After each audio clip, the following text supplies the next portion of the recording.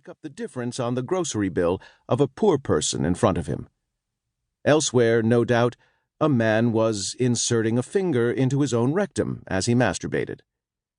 As I stood there on the street corner, a mere 2 lanes of intermittent traffic away from my coffee, people were roasting alive in fires, learning to crochet and speak rudimentary Spanish, planning weddings, and murders.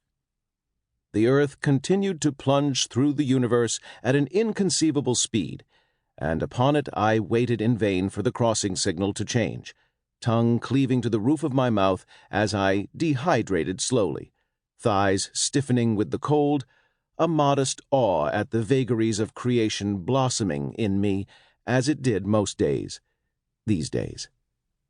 A few hours later, the street lamps flickered on, casting circles of bilious yellow across the pavement. Headlights from passing cars strobed my torso and face. The picture window in the coffee shop's facade glowed a warm, beckoning orange, and people sat at tables before mugs that steamed like scale-model nuclear power plants. They slouched on their tailbones with their legs splayed in front of them, relaxed and comfortable. They watched videos on their tablets and turned the pages of analog books with studied contemplativeness. Gradually, as the evening drew on, in ones and twos they all departed, and by the girl behind the counter readied the shop for closing. Hands in my pockets, I watched as the girl came to the front door and threw the deadbolt, then emptied all the coffee urns into the sink and rinsed them with water from the tap. She upended the chairs and set them on tabletops and gave the floor a perfunctory mopping. She counted out her register and jammed a bunch of bills into a burlap cash bag, hurrying. Maybe she had a date to get ready for, or maybe she was meeting friends. Perhaps she was just tired of work and had no plans more pressing than to not be at the coffee shop any longer. But whatever the reason, there was a real urgency to her movements.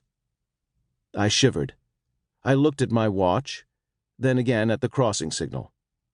Despairing of my coffee, thinking I should finally turn back toward home, I glanced one last time at the picture window, and that was the moment when the man emerged from the bathroom and pointed a gleaming obsidian pistol at the girl who had served me my Americano all these years. For a moment, they just stood there, the girl frozen in disbelief, the man trying to figure out what came next, like an actor waiting for his line. Then the man yelled at the girl and motioned with the gun in a threatening way. I couldn't hear what he was saying, of course, being across the street and on the other side of a thick pane of glass, but I could guess at the gist of it. He wanted money, certainly. Maybe he wanted something in addition to money as well. One read about such things from time to time. I reached for my phone. The crossing signal continued to glow red. Don't walk. The girl took the cash bag off the counter and held it out to the man. Before her arm was fully extended, he snatched the bag away and yelled at her again. At this, the girl clapped her hands over her ears and bent at the waist, trying to disappear, trying to will herself to time travel or disintegrate or to become any of the versions of herself that she had ever been or would ever be. Anything but this version of her who, 30 seconds prior, had perhaps been daydreaming about a glass of Pinot Grigio and was now wondering if she would live to see another sunrise. The girl's mouth hung open, ragged with terror. 911, please state the nature of your emergency, a woman said into my ear. The nature of it? I thought for a moment. The nature of it is frightening, quite dangerous, I think. Involves a firearm.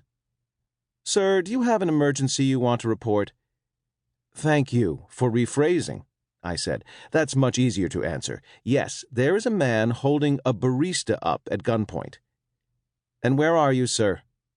I'm standing across the street, I said. Which street, sir? Appleton, across from Hilltop Coffee. A man is robbing Hilltop Coffee on Appleton Street, the woman said. That's correct.